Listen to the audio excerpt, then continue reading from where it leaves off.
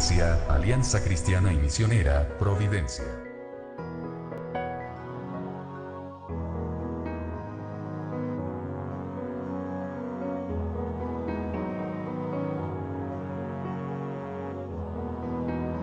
Les esperamos en Avenida General Bustamante 60, Providencia. Síguenos en Así Providencia.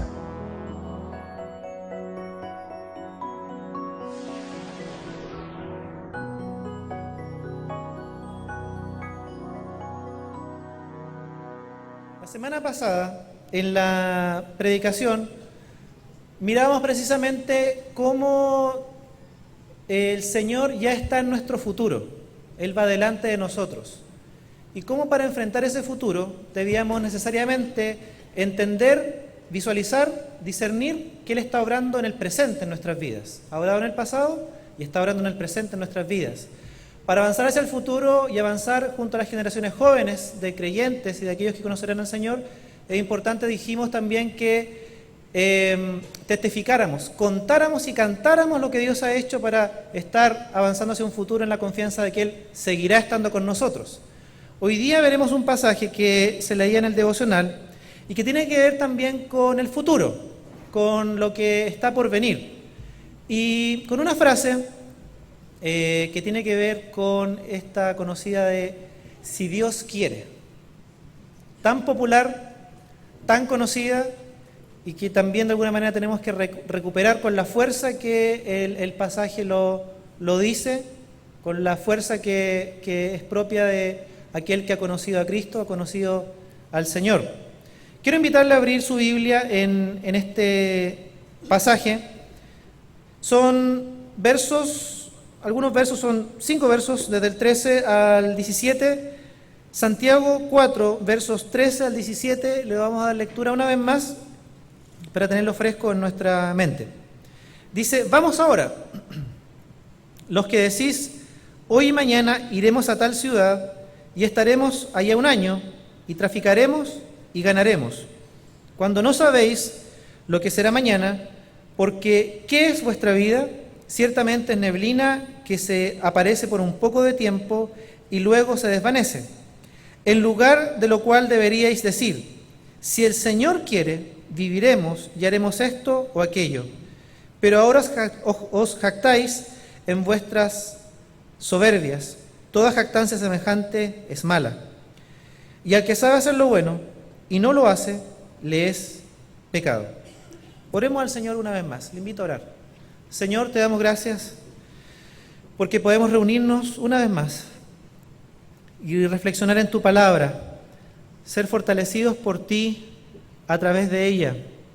Señor, queremos dejar que tú nos hables, Señor, de acuerdo a nuestra necesidad, que cada día, Señor, vayas formando en nuestra mente, Señor, en nuestro corazón, lo que son tus pensamientos, para que cambiando nuestra forma de pensar por tu palabra, cambie también nuestra forma de vivir, Señor, bajo el poder y la acción de tu Santo Espíritu, Señor.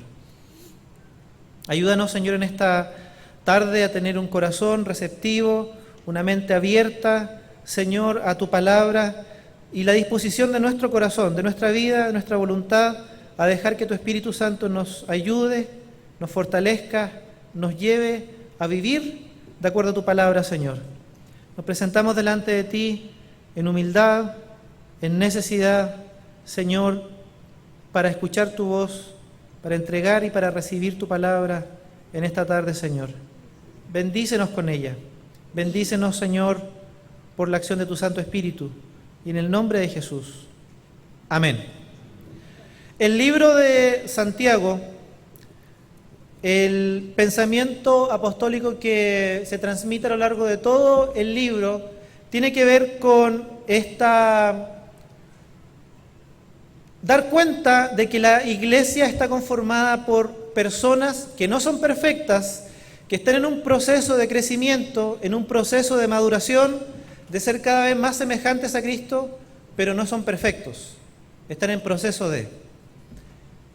La comprensión de que somos constantemente bombardeados por la forma de pensar de la sociedad los estilos de vida de la sociedad que no conoce al Señor Jesucristo y, en primera instancia, por nuestra propia naturaleza.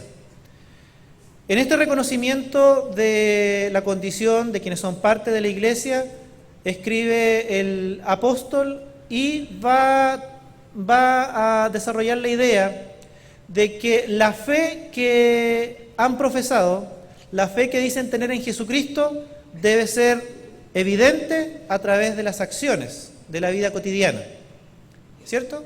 Entonces está esta idea de la fe y de las obras constantemente en el libro de Santiago, que nos están diciendo constantemente que la fe que decimos tener en Jesucristo, que es fe para salvación, una fe en la vida nueva que Él nos ha dado, tiene que reflejarse en lo cotidiano.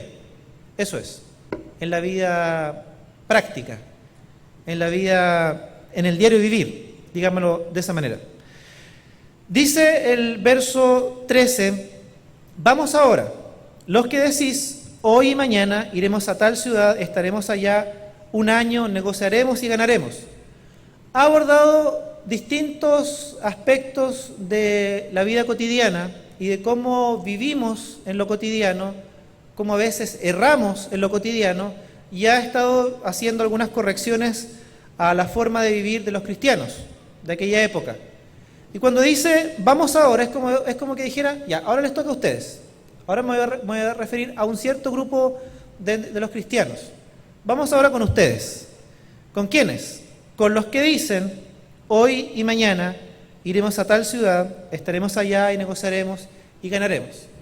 Va a abordar un tema muy particular y una perspectiva que tenían algunos cristianos, que se decían cristianos, muy particular en estos 5 versos, y que tiene que ver con cómo se mira el futuro y cómo está esta actitud propia de nuestra naturaleza humana de querer enfrentar el futuro en nuestras fuerzas. Y más todavía, según el pasaje, jactarse de ello. Jactarse de que el futuro, el porvenir, que es incierto, no conozco, no sé lo que pasará, puedo yo avanzar, caminar hacia adelante en mis fuerzas, en mis capacidades, en mis habilidades. Dice, a los que dicen, hoy y mañana iremos a tal ciudad y estaremos allá un año y traficaremos y ganaremos. El pensamiento del apóstol está haciendo referencia o está tomando como ejemplo nada más, hay que considerarlo un ejemplo, a aquellos que son comerciantes. En la época ya eran conocidos los judíos por esta habilidad de ser buenos comerciantes, de prosperar haciendo buenos negocios, ¿verdad? Entonces, no hay que pensar que es exclusivamente a ellos a quien se refiere, sino que está tomando como ejemplo, dentro de esta actitud que ya hemos mencionado, a los comerciantes, bien podrían ser judíos, pero en particular en aquella época se daba mucho esto. Y esta actitud que menciona en el verso 13, es muy propia de comerciantes avesados, ya, con experiencia. O sea, saben lo que tienen que hacer. Dice el pasaje, iremos a tal ciudad. Las ciudades, hoy día es más complejo ver esto, pero en aquella época las ciudades o los poblados se caracterizaban por especializarse en cierto comercio. Comercio de especias, de telas, otras eran zonas portuarias, qué sé yo. Entonces, esta idea de ir a tal ciudad, de tener claridad a dónde voy a ir, de tener claridad de estar allá un año, de traficar o de hacer comercio, ¿verdad? Habla de la pericia, del conocimiento ya de comerciantes, de que saben a dónde van, saben a qué van, saben cuánto es el tiempo determinado que deben estar, que deben invertir trabajando, y fíjese lo que dice al final, y ganaremos. Lo da por hecho.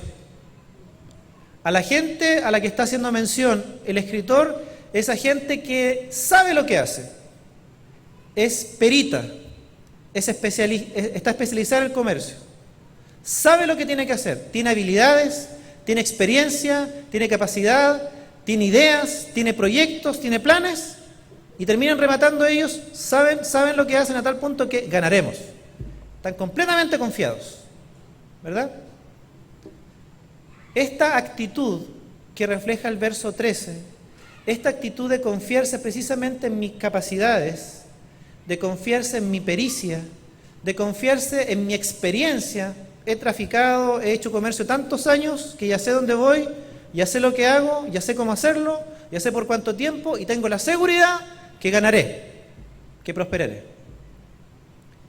El verso 13 refleja esa actitud que podía estar en estos que practicaban el comercio, que puede estar en cualquier otro, que se dedique a cualquier otro rubro, que tenga cualquier otra ocupación, aquellos que son estudiantes, aquellas que son dueñas de casa, padres de familia, y que saben o piensan, creen saber cómo manejar hacia el futuro su trabajo, sus estudios, su familia, sus proyectos personales, etcétera, etcétera, etcétera, en la confianza y en la seguridad que le dan los años, la experiencia, las capacidades adquiridas. En el caso de la juventud, el derecho a equivocarse, a fallar. Puedo emprender, total, si fallo, si me caigo, me levanto otra vez. Para eso soy joven. Tengo todavía el privilegio de eso. Pero, dicho de otra manera, y en resumen, esta actitud de enfrentar el futuro, los proyectos de vida, los planes, en mis propias capacidades, lo que yo puedo hacer. No es que se esté cuestionando el hecho de planificar, de proyectarse. Lo que se está poniendo en tela de juicio, lo que se está cuestionando y se está tratando de hacer resaltar como algo que va contrario a la fe en Jesucristo, es esta capacidad de sentirse confiado en mis propias fuerzas, en mis propios planes, en mi expertise, en mi capacidad, y dar por hecho que frente a mis capacidades yo saldré ganando, a buen puerto, próspero. Porque el pasaje remata diciendo eso, ganaremos, dice, lo da por hecho. O sea, esta gente tiene tanta confianza en sí mismo que da por hecho que lo que emprenda en ese año que van a ir a hacer comercio, saldrán prósperos. Esa es la idea. Pero fíjese cómo continúa previamente el pasaje ha hablado un poco de dónde vienen ciertas actitudes del cristiano. Y son propias de nuestra naturaleza humana. Aquí no se escapa ninguno de nosotros. Vienen, ha dicho en los versos anteriores, muchas de las actitudes, de las obras, de cómo acciona el ser humano, en particular los cristianos, vienen de la forma de pensar que tiene la sociedad, que tiene el mundo. Ha hablado en los versos anteriores acerca de esta actitud de envidia, de querer, de desear y aspirar únicamente a lo que da placer. Y ha dicho en los versos anteriores, esto tiene que ver con la forma de pensar del mundo y no con la fe en Jesucristo, por otro lado. Por lo tanto, esta idea de sentirse confiado, de sentirse seguro en mis propias capacidades, en que voy a salir triunfante, próspero en lo que quiero emprender, esto es propio también de la forma de pensar de un mundo que no conoce y que más todavía desestima la idea de Dios.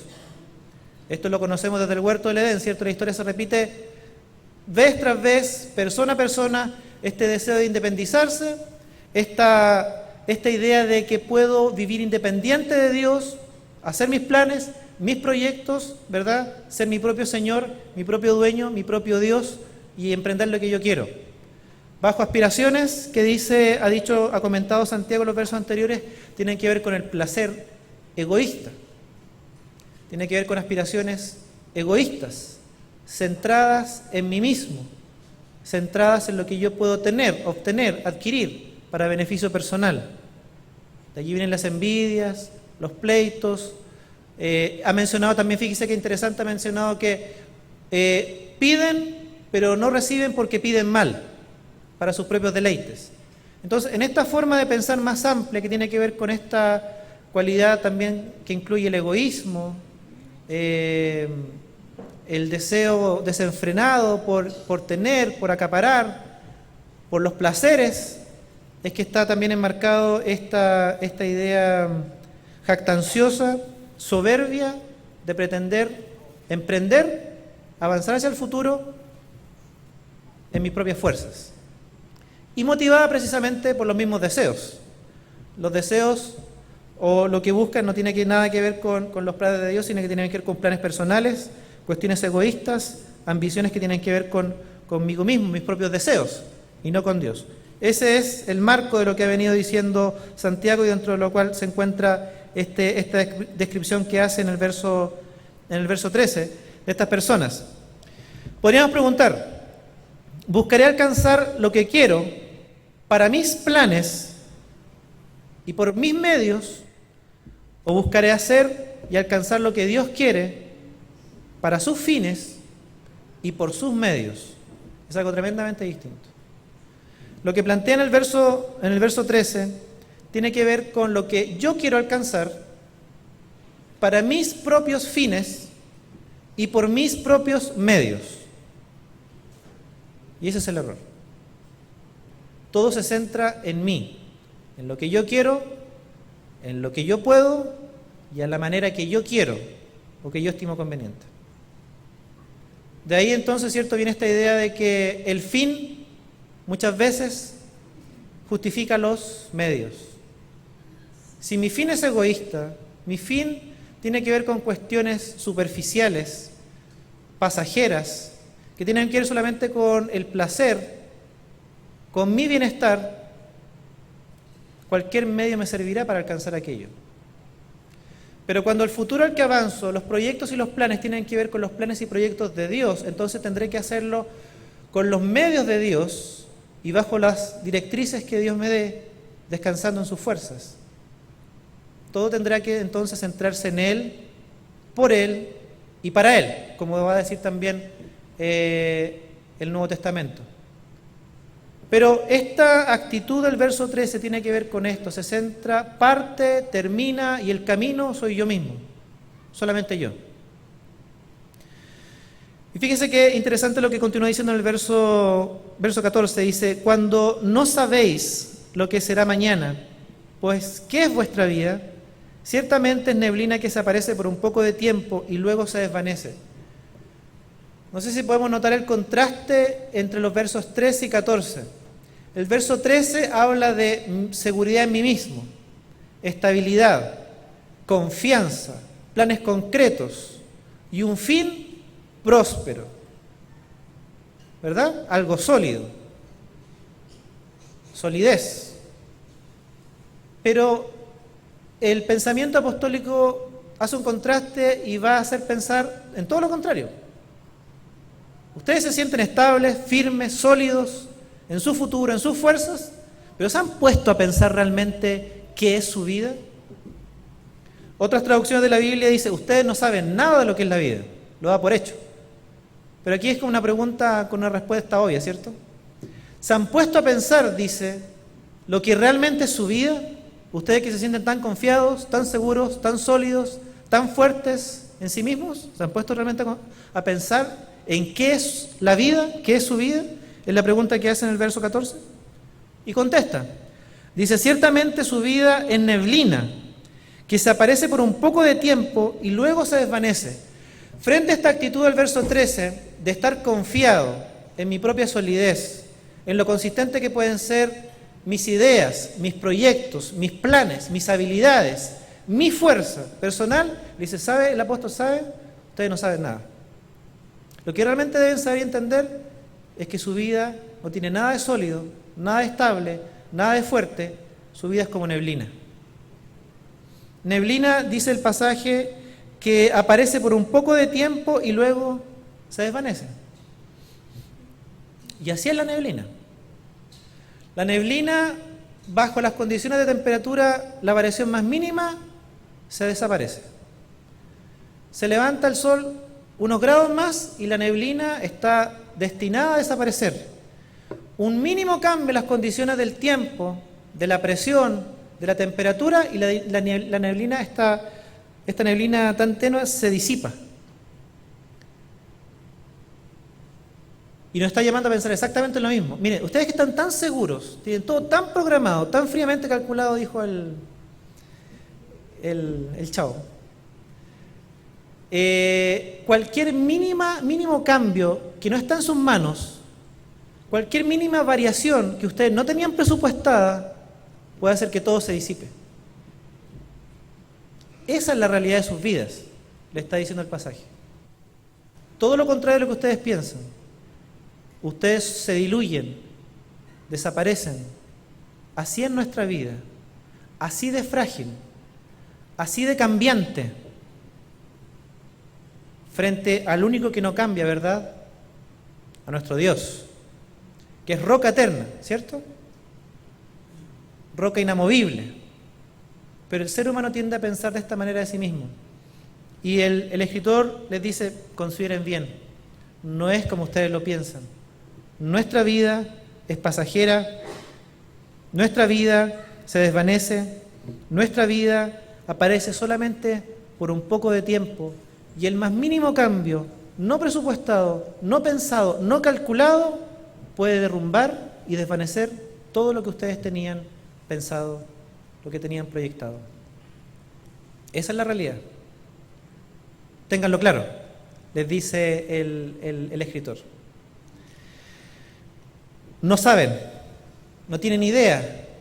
La forma de actuar da cuenta de que ustedes no piensan, no tienen en consideración lo que realmente es sus vidas. Pero uno podría pensar, a la luz de los versos anteriores, si realmente el hombre lo sabe, o se hace, o no lo sabe, o realmente lo sabe y se hace el ciego, porque no le conviene, o porque no quiere. Cuando uno ve que las motivaciones que ha planteado el escritor en los versos anteriores, y que tienen que ver con la búsqueda del placer, mis propios planes, lo egoísta, lo que yo quiero alcanzar, puede llevarnos a pensar que el hombre sí sabe que es frágil, pero se hace el ciego, como que no ve. Está tan embuido en esta idea de avanzar, de tener, de proyectar, de alcanzar, de lograr, que no logro aterrizarme por un momento y entender que no soy todopoderoso, que no tengo todo bajo control. Ese deseo de alcanzar el propósito de lo que yo quiero, por los medios que quiero y para los fines que quiero, que dijimos un rato atrás. El hombre sí sabe que es frágil. Lo que pasa es que a veces estamos tan metidos en este sistema, en esta forma de pensar propia de una sociedad que no conoce al Señor, que nos confundimos. Nuestro juicio se nubla. Y eso es lo que pudo haberle pasado a estos cristianos, a quien se dirige el escritor. Tan empapados por la forma de pensar del mundo que a Dios lo desplaza, que se cree autosuficiente, que quiere alcanzar lo que desea a toda costa por los medios y para los fines que ha estimado conveniente y egoístamente se ha planteado, que aunque entienda la fragilidad de la vida, lo paso por lo obvio, me lo salto, hago vista ciega de eso. El llamado es a entender, nosotros no podemos pensar de esa manera. No está mal proyectar, no está mal hacer planes, para nada.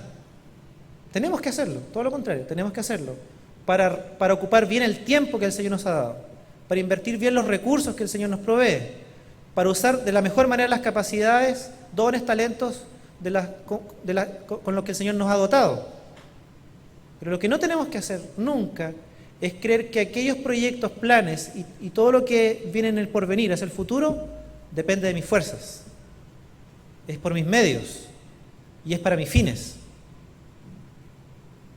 Eso es insensato. Eso es propio de la manera de pensar de las personas, de aquellos que aún no conocen a Cristo. El que conoce a Cristo debe enfrentar el futuro bajo la perspectiva correcta. Lo primero a plantear en el verso, entender la fragilidad de mi vida. Mi vida es frágil.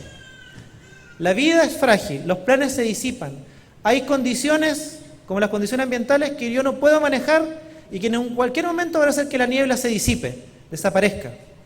Debo entender, cuando enfrento el futuro, cuando enfrento el mañana, cuando me proyecto con planes, proyectos, que mi vida, la vida de todos nosotros, está condicionada por ciertos factores que no conocemos que no manejaremos y que pueden hacer que ésta se disipe. Mi vida es frágil, en primer lugar.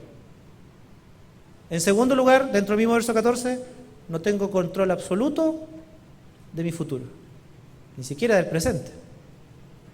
No puedo controlar un montón de variables en mi entorno, que muchas de ellas desconozco, y que pueden hacer que mi vida se disipe, desaparezca, y mañana ya no esté, en segundo lugar.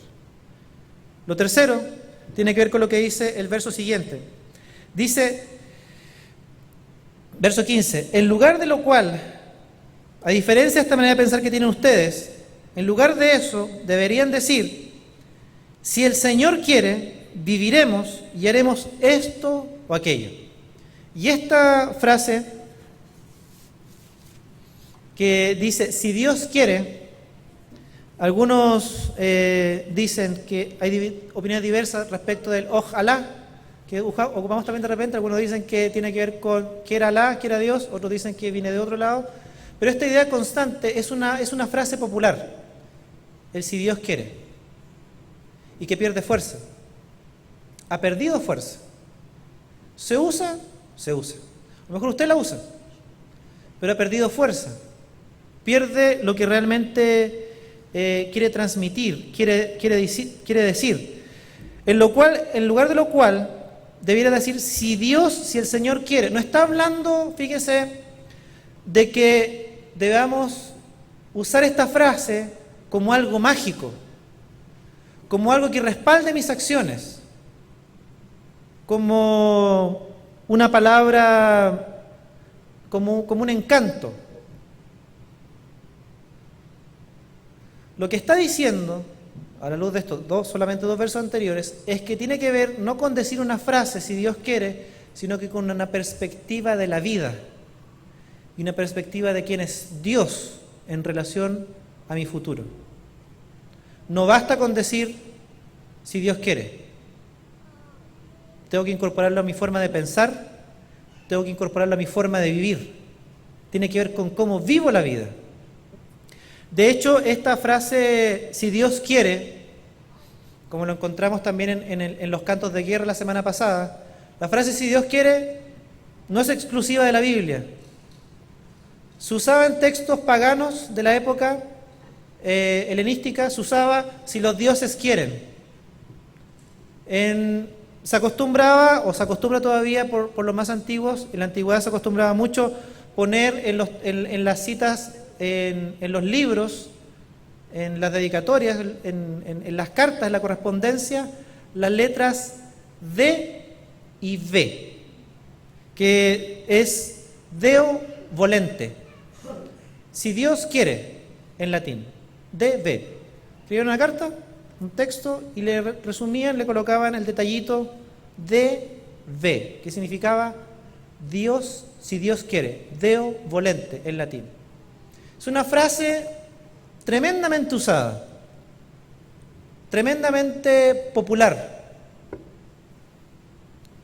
pero lo que estamos tratando de ver en el pasaje es la fuerza que realmente tiene en una forma de ver la vida, en una forma de ver a Dios en mis planes, en lo que son mis planes o proyectos, dejárselos a Él. Lo que ustedes realmente debieran decir, dice el pasaje, es si Dios quiere. ¿Cuántos de nosotros no usamos la palabra si Dios quiere? O otras similares. Nómbrese a Dios. Encomiéndese a Dios. Me encomiendo a Dios. Uno ve de repente en los camiones cuando va a la carretera, solo Dios sabe si vuelvo. Tan carente de significado. Esta idea, incluso a veces, el si Dios quiere puede usarse como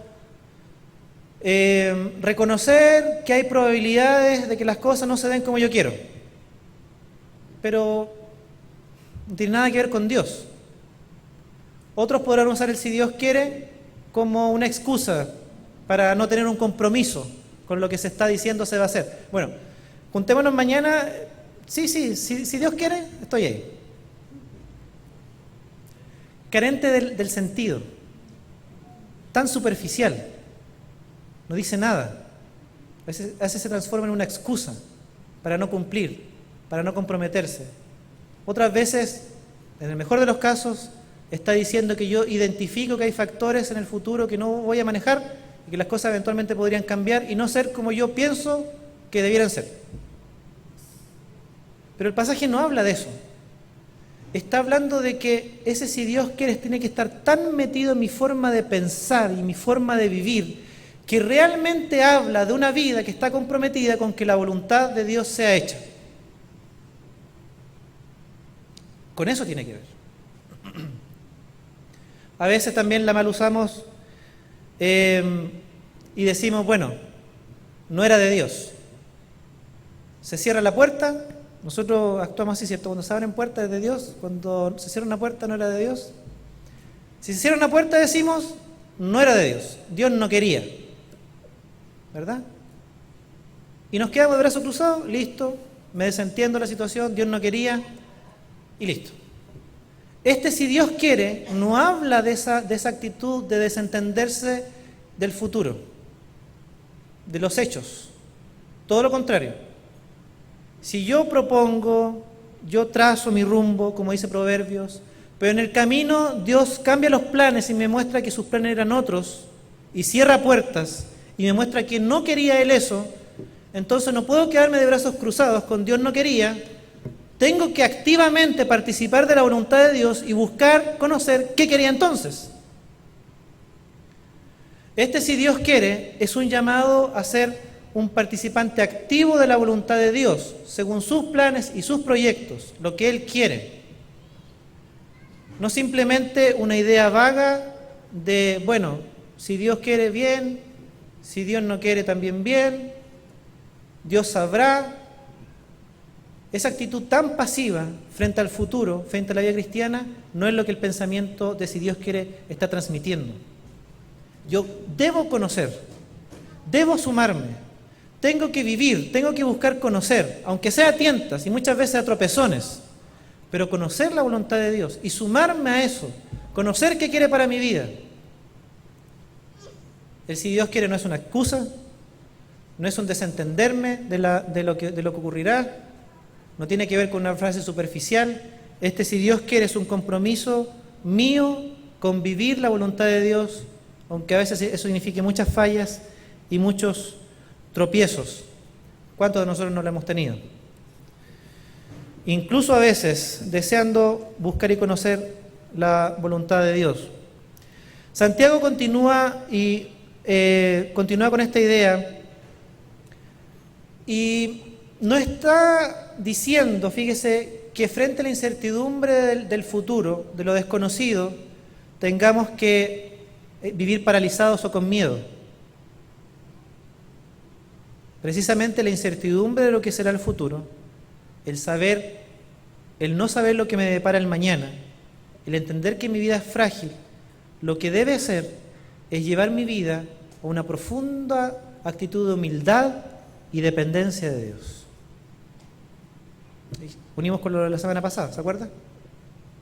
No se trata de tener miedo.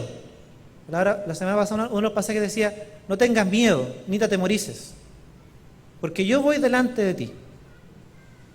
Entonces, no conocer el futuro, saber que soy frágil, que la vida es pasajera, que la vida se disipa, que no tengo la capacidad, no tengo la fuerza, que no conozco el futuro, no quiere decir que tenga que vivir en miedo, en la inseguridad, todo lo contrario. Eso debe llevarme a la frase, si Dios quiere, entendiéndolo bajo esta idea, el llamado de mantener mi vida en este escenario de fragilidad, de incertidumbre, bajo una actitud de humildad y de sometimiento constante a la voluntad y el poder de Dios. Y eso es un cambio radical en la forma de pensar y de vivir. Porque no es un llamado a la incertidumbre, no es un llamado al temor, no es un llamado a no planificar, no es un llamado a no proyectar, no es eso. Es un llamado a si Dios quiere, precisamente es a eso. Si Dios quiere, si Dios quiere. Debiéramos preguntarnos a esta altura del año, estamos iniciando un año, así que estamos como en el momento exacto de poder redefinir o reenfocarnos en este sentido? ¿Qué planes, qué proyectos, qué ideas tengo para este 2016? Segundo lugar, ¿con qué finalidad tengo esos proyectos, planes, desafíos, metas?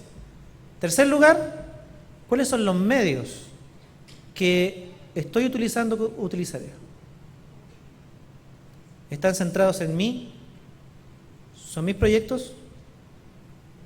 ¿Los quiero alcanzar con mis medios, para mis fines? ¿O aquellos tienen que ver con la voluntad de Dios? Un ejercicio tan sencillo. Los planes, proyectos para este 2016, los he presentado en oración a Dios. He buscado a Dios, presentarle. El proverbio dice, el hombre traza su rumbo. Es válido hacerlo, pero los pasos los dirige el Señor, y eso lo vamos viendo en el camino. No estamos diciendo, oremos para que el Señor me muestre una película en mi mente, en el muro, de que lo que va a hacer este futuro y lo que tengo que hacer. Es la oración tan sencilla, tan sincera, de alguien que no conoce el futuro, pero que quiere dejar los planes y proyectos de este 2016 en las manos de Dios. Si tú quieres Dios. Un simple ejercicio. Hemos estado buscando al Señor en oración en este sentido. Cuando pensamos lo que tenemos que hacer, lo que hemos proyectado para este año, lo queremos hacer y descansamos en nuestras fuerzas, verso 13, en nuestra capacidad, en nuestra expertise, en nuestra experiencia, o en lo que Dios puede hacer por nosotros y a través de nosotros. Hermanos, todos pasamos por esto. Todos tenemos que en algún momento reenfocarnos en nuestra forma de vivir el futuro. Yo cuántas veces he deseado caminar y he dado algunos pasos con mis medios, porque han sido mis planes, para mis fines. Pero es tan válido y es un llamado del Señor a esta altura del año a reenfocarnos con sinceridad delante de Dios, a evaluarnos con transparencia delante de Dios, que conoce nuestro futuro y que lo tiene en sus manos. Si Dios quiere, ¿qué le ha dicho a Dios usted? ¿Le ha encomendado, le ha dicho Dios, si tú quieres este proyecto de trabajo este año, este negocio, como en el verso 13 este año? Señor, dejo en tus manos, desconozco los detalles, desconozco el futuro, pero Señor, dejo en tus manos, si tú quieres este emprendimiento, si tú quieres, Señor, estos planes de estudio, Señor, si tú quieres estos planes con la familia. Tiene que ver, hermanos, con una actitud de humildad, una actitud de sometimiento a la voluntad de Dios. Más con que vamos a escuchar los planes así específicos, tiene que ver con la actitud con la que camino hacia el futuro, tomado de la mano de Dios, no confiando en mis fuerzas, no confiando en mis medios, no para mis propios fines, sino que confiando en los medios, en los fines y los recursos de Dios, para que Él finalmente sea glorificado. Versos 16 y 17 dice, pero ahora os jactáis en vuestras soberbias, toda jactancia semejante es mala. Habla de jactancia, de jactarse en las soberbias. La idea original o la palabra original de jactancia tiene que ver con fanfarronería. Y se usaba para gente que vendía en las calles ofreciendo productos milagrosos y no tenían ningún efecto, un charlatán. Esta idea de jactarse, de vociferar, de ser fanfarrón, de presumir vacíamente. Esta jactancia no tiene ningún asidero, es vacía, es hueca. Solamente tiene como origen la soberbia. Vuelvo a repetir el verso 16. Este creerme capaz, este pensar que puedo prescindir de Dios, este descansar en mis propias fuerzas. Y dice, toda jactancia semejante a esta, a la soberbia, este jactarse en mis propias fuerzas, es mala, dice el pasaje. Y el que sabe hacer lo bueno y no lo hace, comete pecado.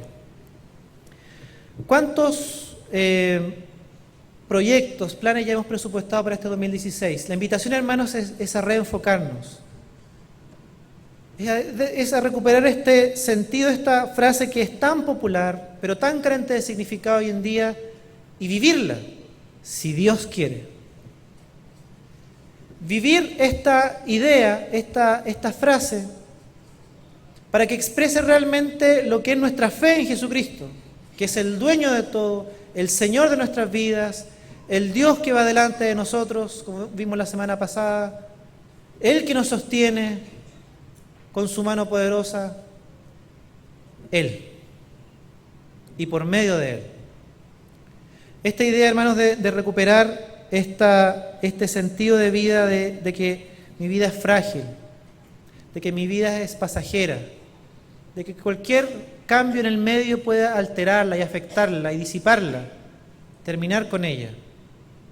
Pero no con esta idea de vivir atemorizados, en la incertidumbre, con miedo, o en último caso paralizados, sino precisamente para volvernos a Dios y vivir en humildad delante de Él, someternos a Él, en dependencia de Él, porque si Él quiere, será bueno. Si Él no quiere, también será bueno, porque su voluntad es perfecta. Pero que tiene que ver esto, hermanos, con este cambio de mentalidad, de la forma de vivir, de entender la vida y de vivir el señorío de Jesucristo, de vivir sometido a Él, en humildad a Él. El escritor parte diciendo en Santiago y se presenta no como apóstol, no como colaborador de este o del otro, dice siervo de Jesucristo, esclavo de Jesucristo. El esclavo no hace lo que quiere, no va donde se le ocurre. El esclavo dice, si mi Señor quiere, haré esto o aquello. Nosotros debemos de tener la misma actitud de decir, si Dios quiere, haremos esto o aquello, por los medios de Él, sostenidos por Él y para Él. Amén. Oremos al Señor. Tengamos un momento de oración a nuestro Dios. Señor, te damos gracias por tu palabra en esta tarde, Señor. Gracias porque en la Biblia, Señor, especialmente en este libro de Santiago, no desconocen la realidad de cómo es tu iglesia, llena de hombres y mujeres imperfectos, tantas veces influenciados por las formas de pensar de esta sociedad, influenciados por nuestra misma naturaleza, tantas veces, Señor. Es nuestra realidad. No somos perfectos, estamos en camino, Señor, hacia una madurez según tu estatura. Estamos siendo santificados y entendemos que constantemente debemos volvernos a ti, mirarte a ti y reenfocar nuestra vida, Señor, a la luz de tu palabra, a la luz de tu voluntad, Señor. Reconocemos que en nosotros, en menor o en mayor medida, estará esta actitud constantemente, Señor, y tendremos que luchar y batallar e identificarla, Señor. Esta actitud de querer agarrar nuestras propias maletas e ir a los lugares que se nos ocurre por los medios que estimemos mejores para ellos, Señor. En todos está esa actitud. Reconocemos, Señor, que batallamos y luchamos, es una constante en nosotros.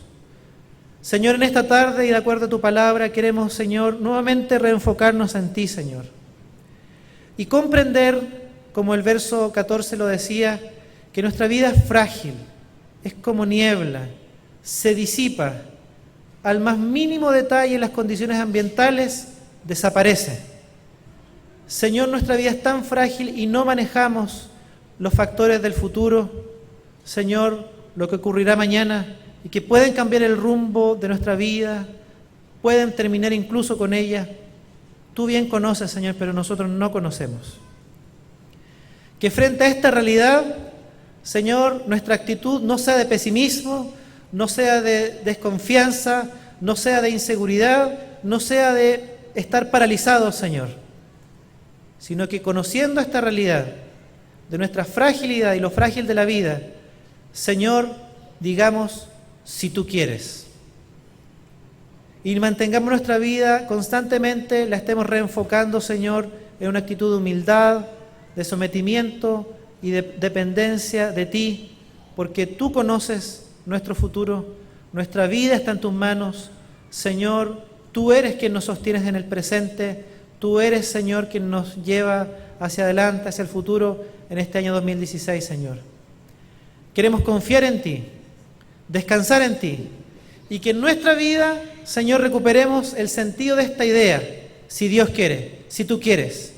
Que más que una frase, más que una expresión popular, sea una forma de entender la vida y de vivir en humildad y en dependencia de ti, Señor.